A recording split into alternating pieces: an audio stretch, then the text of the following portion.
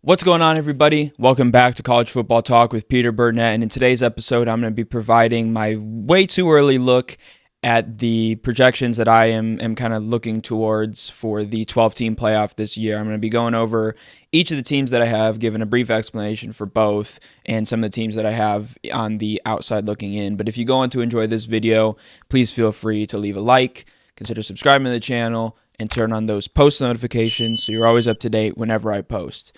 But without further ado, let's get into this video and let's just get things started from the top. I think the best team in college football in the final rankings this year, and this doesn't necessarily mean I'm even predicting them to be national champions, but I think the top ranked team will be the Georgia Bulldogs, SEC champions. I think they get that automatic bid from being an SEC conference champion. Interestingly enough, I think it's possible that they do have a loss, and if they do, I think it's maybe to Texas in the regular season, but then I think they get back and get some revenge on the Longhorns and end up being number one.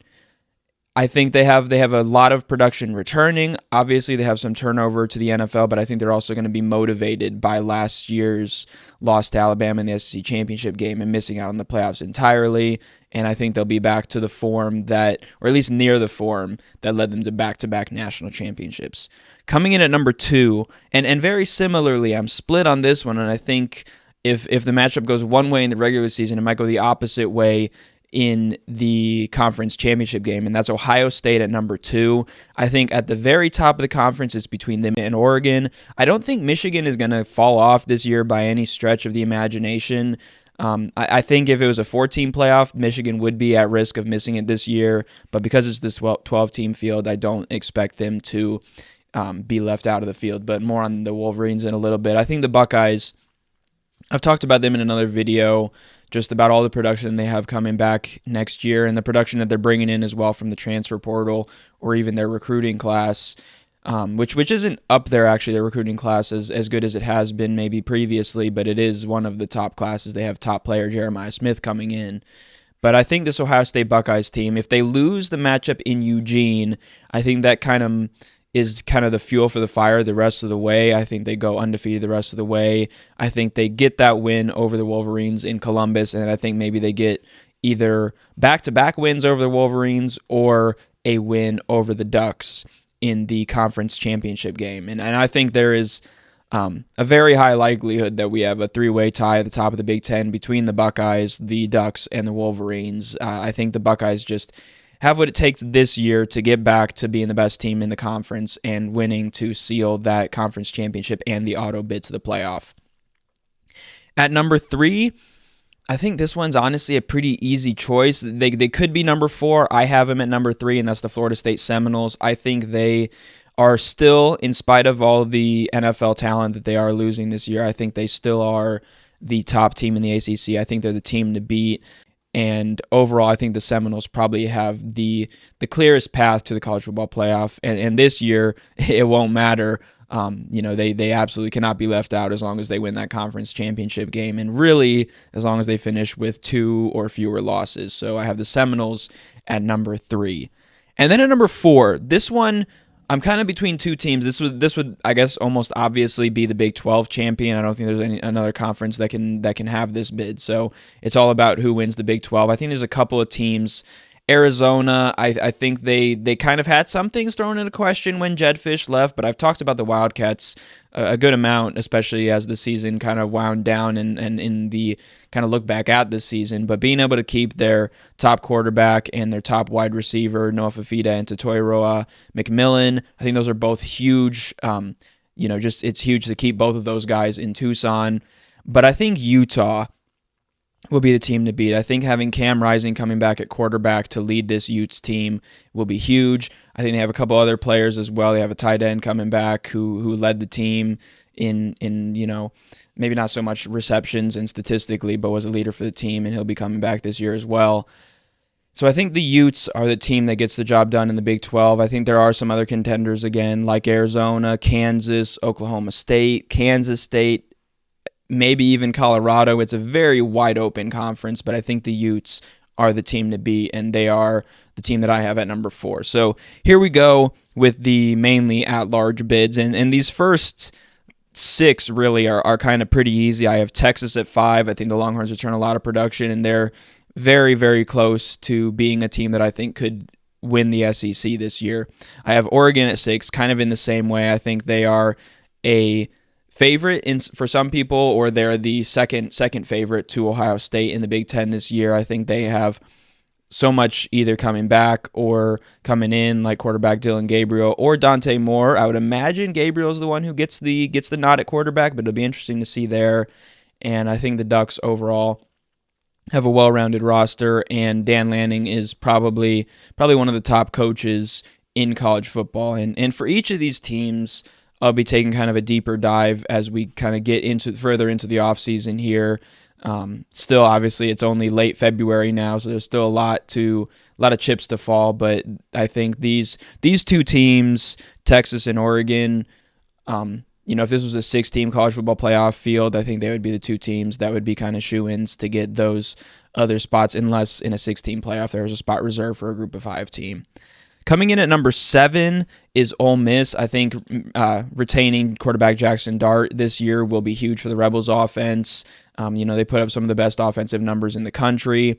I think they also have a favorable schedule. It's not the absolute easiest. It never is in the SEC, but I think they have a favorable schedule over teams like in LSU or even in Alabama, who are going to be kind of right on the fringe of making the playoff this year. Then coming in at number 8, I have the Michigan Wolverines. I think 7 and 8 are pretty interchangeable between these two teams, but I think the Wolverines do probably have 2 losses to Ohio State and to Oregon, but I think they're able to get the job done in all of their other games and finish 10-2 in Sharon Moore's first season and be matched up with number 9, Notre Dame. I think Marcus Freeman really had the Fighting Irish playing really well to end the season. They ended on a really strong note with a dominant Sun Bowl win over Oregon State, and so I think in South Bend they will be returning to the playoff this year, and they'll be taking on an old rival in the Michigan Wolverines in the Big House. And I think that as a college football playoff matchup would be just absolutely incredible to have that rivalry be played out in, like mid to late December in the Big House. I think would be just a matchup that, especially the Midwest, but even the country as a whole, college football fans would be salivating over. Coming in at number 10, this team could easily miss the playoff if they have a couple of losses where they shouldn't, or even just one loss where they shouldn't, and that's the Penn State Nittany Lions. I think they've established themselves really as a team that consistently goes 10-2 year after year, with their lone losses being to Ohio State and to Michigan, and I think that can be expected to continue this year. They have a solid defense. They have some questions, I think, to be answered on the offensive end with all the hype that surrounds Drew Aller at quarterback. But I do think the Nittany Lions are still good enough to make the college football playoff and make that top 10.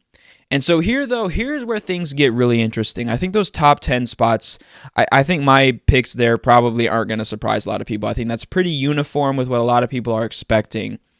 But here's where things get interesting. It's really especially the 11, 12, and 13. I'll start with 12, actually, because I think that comes down to a couple of teams. You never know if there could be another group of 5 team that emerges, but I think it's going to be down to Tulane and Liberty. I think the Green Wave are going to benefit greatly from SMU leaving the conference. Obviously, they finished second last year in the American Conference to the Mustangs. They bring in quarterback Ty Thompson from Oregon, bringing in a couple defensive pieces as well. I think Tulane will be a team to watch, but I think what it hinges on, and obviously Liberty as well, they have established themselves in just their short time in FBS as one of the best group of 5 teams, and they were this past year by making I believe the Fiesta Bowl, where obviously yes they had a bad result. They got pretty handled by Oregon, but they still were able to make that as a group of 5 team. What it comes down to, though, is the non-conference schedule. Liberty has a schedule that honestly they probably should go undefeated in. Tulane, meanwhile, has a couple of tough games back-to-back, actually. They host Kansas State, which if they win that one, that can easily change things. And then they go, I believe, to Oklahoma. And so those games back-to-back weeks, I think they probably lose both of those games. if they're able to win either one, especially if they're able to beat Oklahoma, but even if they win over Kansas State, I think if they have one loss on the season, they go undefeated the rest of the way, there will be a case because their conference, their resume will be a lot stronger than Liberty's, even with one loss. But I do think they probably lose both of those games. And I think that means that they're left out. So I have Liberty at the 12 spot. They would be taking on Texas. And just real quick before going over my number 11 team, I'd have Ole Miss against Penn State, a rematch of this year's Peach Bowl in that 7 versus 10 matchup at the Grove.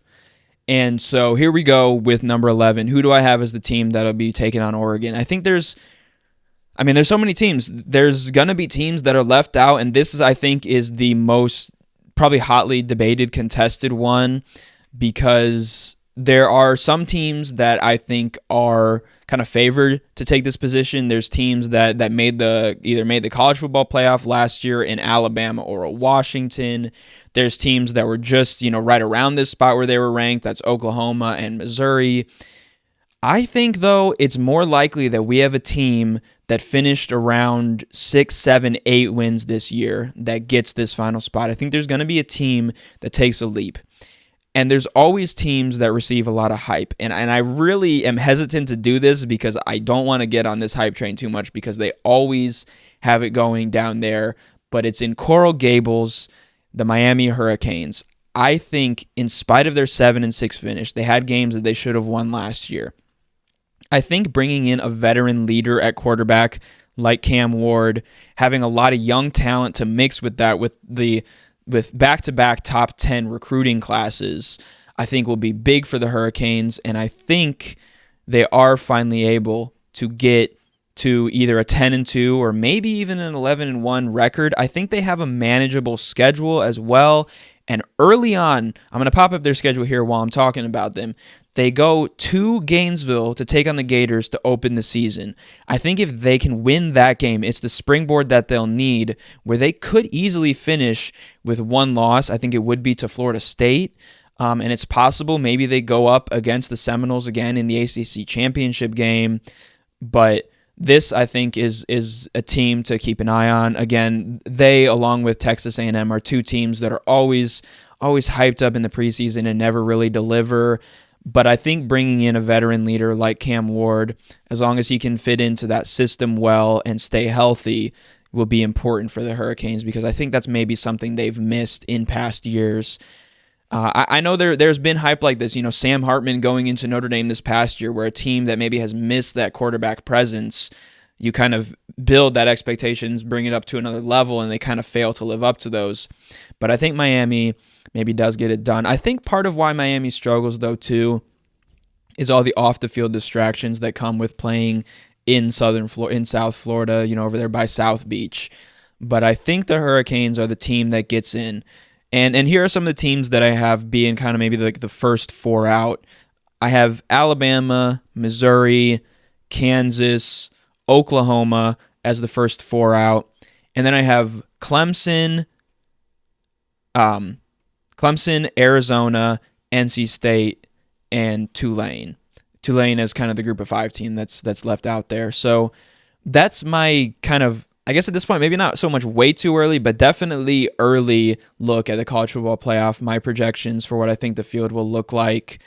And, we're only from posting of this video, from recording and editing and posting, about 6 months away from the start of the college football season when Florida State takes on Georgia Tech in Dublin, Ireland. So, we're not too far away. This is almost, as far as it'll get. Obviously, a month ago was the furthest point, but we're starting to get into that kind of building excitement. Spring ball is not far away at all now. I'll probably be taking, a look at that, making probably a bunch of videos about spring ball. But if you like this video, please, again, feel free to leave a like. It helps out a bunch. Maybe share this video with somebody that you want to see the projections. Leave a comment below what your early field is for the 12-team playoff. But that is it for this video of College Football Talk. I'm your host, Peter Burnett, signing out. Peace.